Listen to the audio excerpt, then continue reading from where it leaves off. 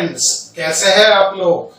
मैं आपका दोस्त doctor Manoj Tawani, director Tom trolls Nagpur से आप सभी का दिल से स्वागत करता हूं। बच्चों, साइंस का जो टॉपिक इस वक्त मैं आपके साथ डिस्कस कर रहा हूं, टॉपिक का नाम है life processes.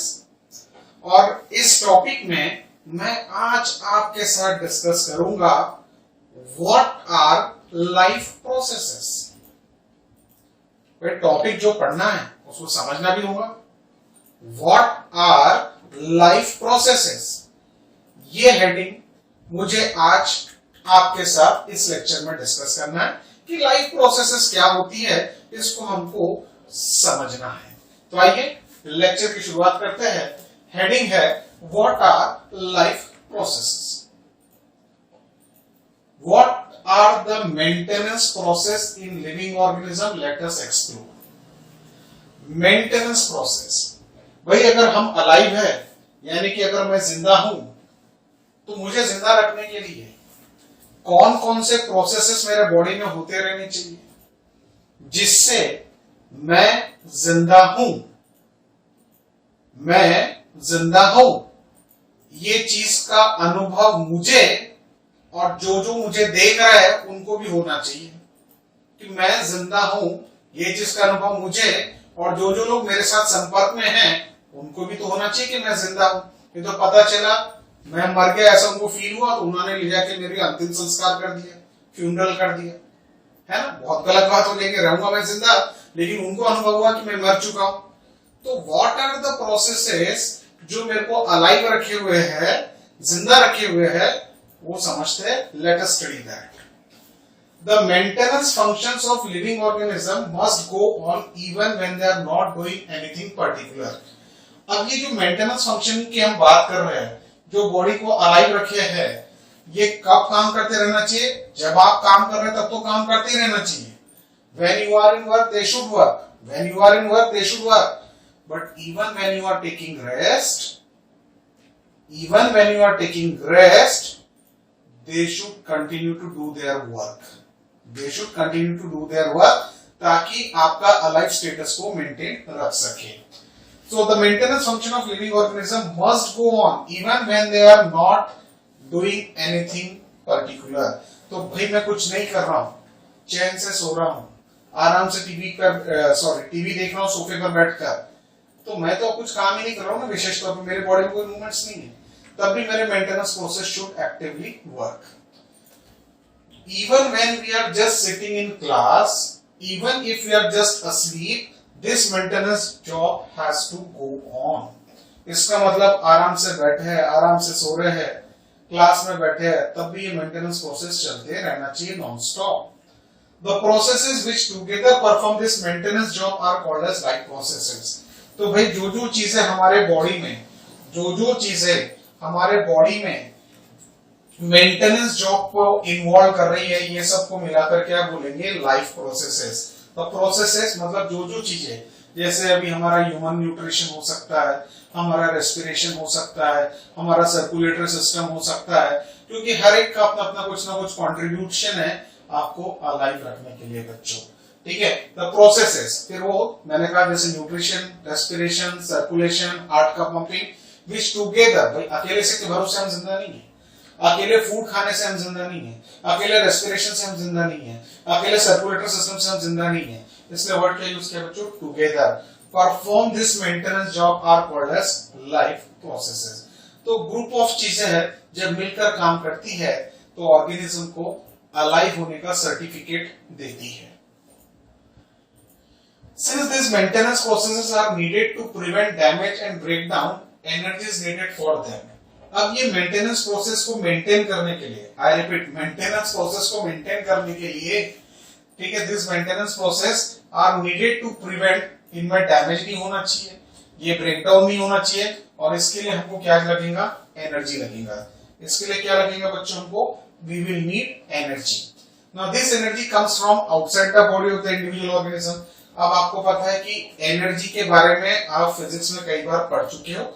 Energy can neither be created nor be destroyed, but it can be converted from one form to another form. तो हमारी बॉडी में हम एनर्जी को क्रिएट नहीं कर पाएंगे, सेंटेंस क्या बोलता है फिजिक्स का? Energy can neither be created. इसका साफ साफ मतलब है कि मेरी बॉडी खुद एनर्जी को क्रिएट नहीं कर सकती है। मैं क्या, कोई भी बॉडी एनर्जी को क्रिएट नहीं कर सकती है, इसलिए मुझे एनर्जी के सोर्स का कुछ अरेंजमेंट करना पड़ेगा, और वो एनर्जी का source is nothing but food यानी कि न्यूट्रिशन, जो हमारे बॉडी के बाहर होता है और उसे हमें बॉडी के अंदर लाना पड़ता है। फूड बॉडी के बाहर होता है, हमारे एनवायरनमेंट, हमारे सराउंडिंग में होता है, और वहां से उसको हमारे बॉडी के अंदर इंट्रोड्यूस करना पड़ता है। This energy comes from outside the body of the individual organism, so there must be a process to transfer a source of energy from outside the body of the organism, which we call food, to the inside, a process commonly called as nutrition। तो भोजन यानी food, भोजन यानी food, जो हमारे environment में, हमारे surrounding में, हमारे आसपास में हमको मिल रहा है as a source of energy, उसे हमारे बॉडी में हमको इंट्रोड्यूस करना पड़ेगा। और उस मैकेनिज्म को क्या कहते हैं, उस लाइफ प्रोसेस को हम क्या कहते हैं? तो उस लाइफ प्रोसेस को हम कहते हैं बच्चों न्यूट्रिशन। क्या कहते हैं उसे हम? न्यूट्रिशन। सिंपल लैंग्वेज में फूड ईटिंग, न्यूट्रिशन, भोजन करना, ठीक है, इसको हम क्या कह रहे हैं? One of the important life process, because बिना एनर्जी के हमारे कोई भी सेल सर्वाइव नहीं कर सकते, बिना एनर्जी के हमारे कोई भी सेल वर्क नहीं कर सकते, बिना एनर्जी के हमारा कोई भी सेल फंक्शन परफॉर्म नहीं कर सकता। यानी कि सेल को कुछ भी अगर करना है बच्चों तो उसे एनर्जी चाहिए, लेकिन मेरी बॉडी एनर्जी क्रिएट नहीं कर सकती, तो मैं एनर्जी कहां से लाऊं? तो उसके लिए मुझे फूड यानी कि न्यूट्रिशन यानी कि भोजन यानी कि मुझे खाना खाना पड़ेगा। If the body size of the organism is to grow, additional raw material will also be needed from outside। भाई अब अगर बॉडी साइज को ग्रो होना है, छोटे से बड़ा होना है, तो उसके लिए भी फूड नाम का न्यूट्रिशन का रॉ मटेरियल आपको लगने वाला है। Since life on Earth depends on carbon-based molecules, most of these food sources are also carbon-based। भाई हमारे जो लाइफ के मॉलिक्यूल्स है या कंपाउंड्स है जिनसे हमारे सेल्स बन रहे हैं बच्चों, since life on Earth, sentence को ध्यान से पढ़ेंगे, depends on carbon-based molecules। जैसे कि हम कहते हैं बच्चों body is made up of cells. क्या कहते हैं? Body is made up of cells. तो अगर body is made up of cells है बच्चों, तो इसका साफ साफ मतलब एक ही है कि सेल जिन जिन केमिकल कंपाउंड्स के कॉम्बिनेशन से बनता है उसी से हमारा शरीर बनता है, उसी से हमारा शरीर बनता है। तो जितने भी लिविंग ऑर्गन्स है life on earth, they are based on carbon based molecules, इसलिए हमारे जो फूड सोर्सेस है they are also carbon based. हमारे जो फूड सोर्सेस है तो उसमें भी आपको जबरदस्त लेवल पे कार्बन मिलेगा, भले आप कार्बोहाइड्रेट कंज्यूम कीजिए, भले आप प्रोटीन कंज्यूम कीजिए या फैट्स कंज्यूम कीजिए, आपको मैक्सिमम फूड सोर्स में आपको कार्बन मिलेगा ही मिलेगा। Depending on the complexity of this carbon sources, different organisms can then use different kinds of nutritional process. अब अलग अलग ऑर्गेनिज्म का खाना खाने का प्रोसेस, न्यूट्रिशनल प्रोसेस में भी डिफरेंट, ठीक है। Every organism may have different methodology to consume the food। The outside source of energy could be quite varied since the environment is not under the control of the individual organism। तो ये जो food है किस type का हमको मिलेगा वो हमारे कंट्रोल में नहीं है, वो एनवायरमेंट बेस्ड है। These sources of energy therefore need to be broken down or built up in the body and must be finally converted to a uniform source of energy that can be used for the various molecular movements needed for maintaining living structures as well as to the kind of molecules the body needs to grow। तो जो भोजन हम खाएंगे, जो food हम consume करेंगे, जो nutrition हम लेंगे बच्चों, उसको हमें इस फॉर्म में ब्रेक डाउन करना पड़ेगा, इस फॉर्म में उसको कन्वर्ट करना पड़ेगा कि बॉडी के सभी सेल्स, भले ही अलग अलग सिस्टम के सेल्स अलग अलग टाइप के हैं, सबको वो न्यूट्रिशन बराबर मिल सके। और ग्रोथ पैरामीटर के लिए जो मॉलिक्यूल्स उसको चाहिए, ग्रोथ पैरामीटर्स के लिए जो मॉलिक्यूल्स उस फूड से उसको चाहिए, वो केमिकल मॉलिक्यूल्स वो जनरेट कर सके हमारे फूड के माध्यम से। तो फिर ग्रोथ नाम का फिनोमिना लिविंग ऑर्गेनिज्म की जो one of the basic property है वो उसमें अच्छे से डेमोन्स्ट्रेट हो सकेंगी बच्चों। सो ग्रोथ के लिए कुछ न कुछ केमिकल मॉलिक्यूल्स चाहिए जो आपके बॉडी में आपको फूड के माध्यम से मिलेंगे। For this, a series of chemical reactions in the body are necessary।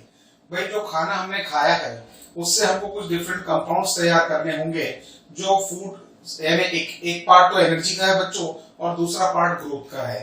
एक पार्ट एनर्जी का है, दूसरा पार्ट ग्रोथ का है। तो different series of chemical reactions has to be operated जो फूड हमने कंज्यूम किया है, और उसमें सबसे ज्यादा जो इंपॉर्टेंट रिएक्शन है बच्चों वो है oxidizing reducing reactions are some of the most common chemical reactions means to break down molecules. तो जो फूड मॉलिक्यूल्स है उसको अगर हमको ब्रेक डाउन करना है तो उसमें मोस्ट इंपोर्टेंट रिएक्शन है बच्चों ऑक्सीडेशन रिएक्शंस, ठीक है। और बॉडी में डिफरेंट टाइप के मॉलिक्यूल्स को फॉर्म करने के लिए ऑक्सीडाइजिंग और रिड्यूसिंग रिएक्शन बहुत ज्यादा पॉपुलर रिएक्शंस है बच्चों। For this many organism use oxygen source from outside the body. अब फिर उसके लिए हमें ऑक्सीजन की जरूरत पड़ेगी ऑक्सीडेशन रिएक्शन के लिए, और ऑक्सीजन आएगा कहां से? तो एटमॉस्फेरिक एयर में जो ऑक्सीजन प्रेजेंट है वहां से हमको ब्रीदिंग करके बॉडी के अंदर लेना पड़ेगा बच्चों। The process of acquiring oxygen from outside the body and to use it in the process of breakdown of food sources for cellular rate is what we call as respiration।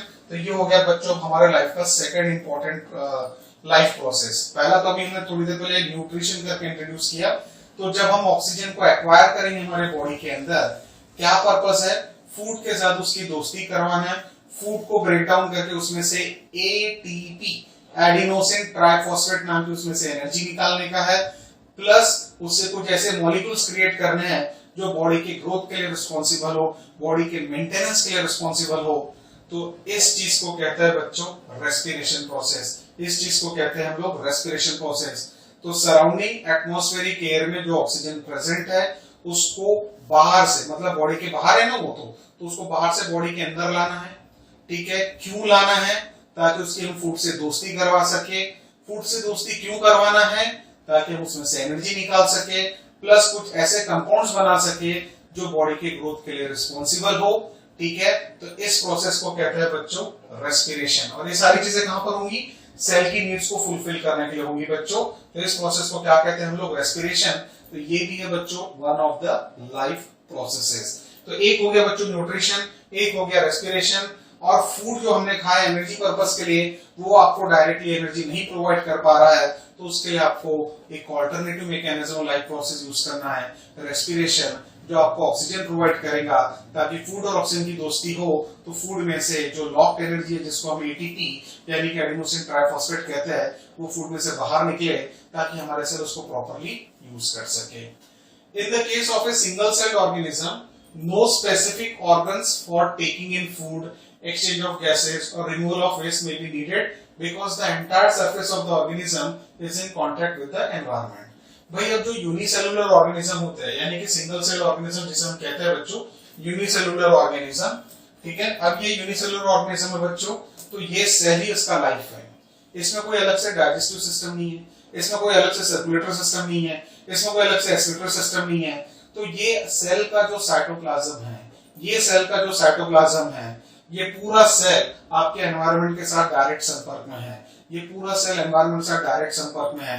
ये cell अकेला ही digestive system का भी काम करेगा, ये cell अकेला ही excretory system का भी काम कर लेगा, ये सेल अकेला ही न्यूट्रिशनल सिस्टम का भी काम कर लेगा, ये सेल अकेला ही सर्कुलेटरी सिस्टम, मतलब हर काम जो भी करना है ये सेल अकेला खुद ही कर लेता है क्योंकि ये डायरेक्टली एनवायरनमेंट के साथ संपर्क में है।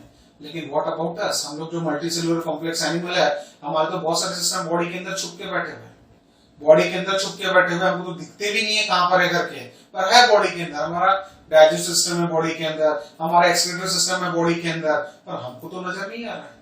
हमारे बॉडी के अंदर है, हमको तो नजर नहीं आ रहा है। मतलब हमारे ये सिस्टम डायरेक्टली एनवायरनमेंट के साथ एक्सपोज नहीं है। हमारे सिस्टम्स है जो डायरेक्टली एनवायरनमेंट के साथ एक्सपोज फिलहाल नहीं है, और हमको काम करने के लिए अलग अलग सिस्टम्स, मल्टीसेलुलर कॉम्प्लेक्स एनिमल है ना हम लोग, तो उसके लिए हमारे बॉडी को अलग अलग काम करने के लिए अलग अलग सिस्टम्स डिजाइन की गई है बच्चों।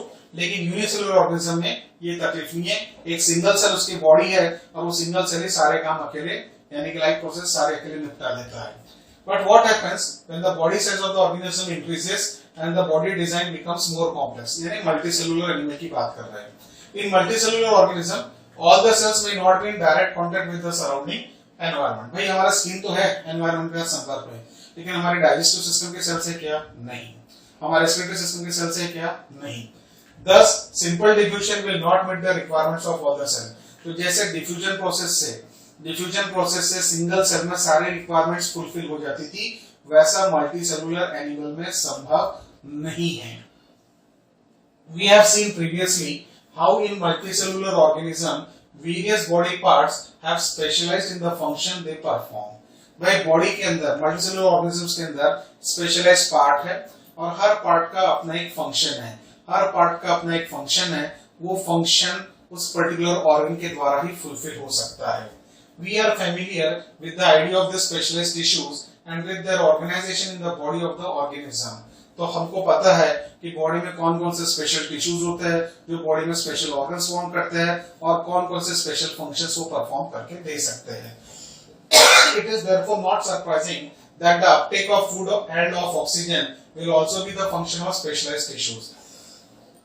इस वजह से बच्चों खाना खाना एक स्पेशलाइज्ड सिस्टम के थ्रू होगा, ऑक्सीजन ब्रीथ इन करना यानी कि रेस्पिरेशन ये एक स्पेशलाइज्ड सिस्टम के माध्यम से होगा, डायरेक्टली नहीं होगा, स्पेशलाइज्ड सिस्टम को हमको यूटिलाइज करना पड़ेगा। However, this poses a problem since the food and oxygen are now taken up at one place in the body of the organism while all parts of the body need them। अब क्या होगा बच्चों, जब आपने खाना खाया तो वो स्टमक में जाके जमा हो गया, डाइजेशन के लिए स्मॉल इंटेस्टाइन में चला गया, तो वहां के सेल्स को तो फूड के पार्टिकल्स मिल जाएंगे। आपने ब्रीथ इन किया, ऑक्सीजन लंग्स में जमा हो गया, तो वहां लंग्स के सेल को तो ऑक्सीजन मिल जाएंगी, लेकिन बॉडी के जो बाकी के पार्ट्स है, जैसे मेरे पैर के सेल्स होंगे, मेरे हाथ के सेल्स होंगे, मेरे ब्रेन के सेल्स होंगे, फिर इनको न्यूट्रिशन कैसे मिलेगा, इन तक फूड पार्टिकल्स कैसे पहुंचेगा, इन तक ऑक्सीजन कैसे पहुंचेगा, ये सवाल अब खड़ा होता है। तो जब ये सवाल खड़ा होता है, this situation creates a need for transportation system for carrying food and oxygen from one place to another in the body। यानी कि ऑक्सीजन का डिस्ट्रीब्यूशन बॉडी के हर सेल को होने के लिए एक प्रॉपर ट्रांसपोर्टेशन सिस्टम होना चाहिए। फूड पार्टिकल स्मॉल इंटेस्टाइन में है, वहां से डाइजेशन और एब्जॉर्प्शन होने के बाद बॉडी के हर सेल तक डिस्ट्रीब्यूट होने के लिए एक प्रॉपर ट्रांसपोर्टेशन सिस्टम होना चाहिए, ताकि हर सेल को उसके हिस्से का फूड पार्टिकल यानी सोर्स ऑफ एनर्जी, उसके हिस्से का ऑक्सीजन बराबर मिल सके। तो अब हमको चाहिए एक और लाइफ प्रोसेस यानी कि transportation system. When chemical or transportation system यानी बच्चों circulatory system. When chemical reaction use the carbon source and the oxygen for energy generation, they create byproducts that are not only useless for the cells of the body but could even be harmful। जब हम food को इस्तेमाल करते हैं, food और oxygen की दोस्ती करते हैं बच्चों, नो डाउट उसमें से कुछ यूजफुल चीजें जनरेट हुई है, स्पेशली एनर्जी जनरेट हो रही है जो हमारे सेल के लिए बहुत उपयोगी काम की चीज है, लेकिन साथ में कुछ वेस्ट प्रोडक्ट्स भी जनरेट होंगे और वो वेस्ट प्रोडक्ट सेल अपने पास रख नहीं सकता है, उसको सेल को अपने पास से बाहर निकाल के फेंकना होगा, अदरवाइज सेल के लिए वो हार्मफुल होगा, सेल को नुकसान में डाल सकता है। These waste byproducts are therefore needed to be removed from the body and discarded outside by process called as excretion। तो अब आ गया एक और लाइफ प्रोसेस जिसका नाम है बच्चों एक्सक्रीशन, जिसका नाम क्या है एक्सक्रीशन। तो अब ये हो गया चौथा लाइफ प्रोसेस। तो पहला हमने देखा बच्चों न्यूट्रिशन, दूसरा हमने क्या देखा रेस्पिरेशन, तीसरा ट्रांसपोर्टेशन यानी कि सर्कुलेटरी सिस्टम, और चौथा हम देख रहे हैं बॉडी के सेल में जितने भी वेस्ट प्रोडक्ट जनरेट होंगे उनको बॉडी के बाहर एलिमिनेट करने का कोई रास्ता होना चाहिए। तो वो सिस्टम पर जब हम स्टडी करेंगे तो उसे कहते हैं बच्चों एक्सक्रीशन। तो बॉडी के सेल के अंदर जो भी वेस्ट जनरेट हो रहा है उसको डिस्कार्ड ऑफ करो, उसको बॉडी के बाहर निकाल के फेंको। तो वो जो मैकेनिज्म के बारे में हम चर्चा करेंगे उसे कहते हैं बच्चों एक्सक्रीशन यानी कि एक्सक्रीटरी सिस्टम। तो ये हो गया एक और लाइफ प्रोसेस। तो अब तक बच्चों हम लोग ने 4 लाइफ प्रोसेस के बारे में यहाँ पर बातचीत कर ली है। Again, if the basic rules for body design in multicellular organisms are followed, a specialized tissue for excretion will be developed, which means that a transportation system will need to transport waste away from cells to this excretory tissue। बच्चों cell के अंदर जो भी waste तैयार होगा, cell के अंदर due to chemical reactions between food and oxygen जो भी वेस्ट तैयार होगा बच्चों, वो सेल के अंदर से वेस्ट को निकाल के बॉडी के एक्सक्रीटरी ऑर्गन तक पहुंचाना, यानी फिर से आपको ट्रांसपोर्टेशन सिस्टम की जरूरत पड़ेगी, यानी कि आपको सर्कुलेटरी सिस्टम की जरूरत पड़ेगी। यानी सेल में से वेस्ट निकालना है और एक्सक्रीटरी सिस्टम के ऑर्गन्स तक पहुंचाना है, again you need transportation system. खाना यानी फूड पार्टिकल, ऑक्सीजन ये सेल तक पहुंचाना है, इसके लिए भी you need the circulatory system यानी कि ट्रांसपोर्टेशन सिस्टम बच्चों। तो बार बार हमको हर चीज को मूव करने के लिए we need proper transportation system यानी कि सर्कुलेटरी सिस्टम। तो कुल मिलाकर मोटा मोटा जो अभी हम लोग यहाँ पे डिस्कस किया बच्चों, कौन कौन से सिस्टम पे बात कर रहे हैं हम लोग? न्यूट्रिशन यानी भोजन के बारे में बात होंगी, है ना, यानी डाइजेस्टिव सिस्टम के बारे में बात होंगी। सेकेंड लाइफ प्रोसेस जो हमने बात किया वो रेस्पिरेशन, बिकॉज बिना ऑक्सीजन के फूड में से हम एनर्जी निकाल नहीं पाएंगे। तीसरा जो हमने बात किया बच्चों, एक गुड ट्रांसपोर्टेशन सिस्टम, यानी कि एक अच्छा सर्कुलेटरी सिस्टम होना चाहिए बॉडी के अंदर। और चौथा एक इंपॉर्टेंट लाइफ प्रोसेस की हमने बात की है एक्सक्रीटरी सिस्टम या एक्सक्रीशन, यानी कि हर सेल में जो भी वेस्ट प्रोडक्ट जनरेट होता है उसको हमको बॉडी के बाहर एलिमिनेट करते आना चाहिए। अदरवाइज हमारा सेल उसको अगर रखेगा तो नुकसान में आ जाएगा, नुकसान में आएगा तो उस सेल का डेथ भी हो सकता है। मतलब बहुत सिंपल सी बात है, घर में रोज सब्जी हम बनाते हैं तो वेस्ट फूड छिलके जनरेट होते हैं, वेस्ट फूड मटेरियल उसके बीज अलग से निकालते हैं हम लोग, छिलके निकालते हैं और इसको डस्टबिन में रखते हैं ताकि नेक्स्ट डे जब महानगर पालिका की गाड़ी आएगी तो हम ये पूरा वेस्ट उसमें जाके डंप कर देंगे। ऐसा क्यों कर रहे हैं? क्योंकि ये वेस्ट जो है, ये जो वेस्ट है, नहीं तो पड़े पड़े क्या होगा, हमारे घर में बदबू क्रिएट करेगा, हमारे घर में एक बैड ओडर क्रिएट करेगा, फ्लाइज को, मॉस्किटोज को इनवाइट करेगा, उससे बीमारियां फैल सकती है। तो हम लोग क्या कर रहे हैं बच्चों, ये जो वेस्ट है उसको एक डस्टबिन में ऊपर से ढक्कन से लिड से बंद करके रखते हैं और नेक्स्ट डे जब गाड़ी आती है महानगर पालिका की यानी कि म्युनिसिपल कॉर्पोरेशन की, उसमें जाकर हम डंप करते हैं। मतलब वेस्ट को घर से बाहर निकाल देते हैं, वेस्ट को हम घर से बाहर निकाल देते हैं, यानी कि एक किस्म का हम एक्सक्रीशन कर रहे हैं। उसी प्रकार से हर सेल में जो भी वेस्ट जनरेट होता है उसको बॉडी के बाहर निकालना है। नहीं निकालोगे तो उसके हार्मफुल इफेक्ट्स हमारे बॉडी के सिस्टम को, सेल्स को, टिश्यूज को झेलना पड़ेगा। हो सकता है वो ऑर्गन, वो सिस्टम उस हार्मफुल इफेक्ट की वजह से काम करना बंद कर दे, ये भी हो सकता है बच्चों। तो इस वजह से वेस्ट को रिमूव करने वाली सिस्टम यानी एक्सक्रीटर सिस्टम यानी कि प्रोसेस कॉल्ड एज एक्सक्रीशन भी एक बहुत इंपॉर्टेंट लाइफ प्रोसेस है बच्चों। तो उम्मीद करता हूं बच्चों कौन कौन से लाइफ प्रोसेस मैंने अभी इस लेक्चर में डिस्कस किए हैं आपने नोट किए होंगे, आपने इसको समझ भी लिया होगा। तो मिलते हैं बच्चों अब आपसे नेक्स्ट लेक्चर में। Till then bye bye, see you, thank you.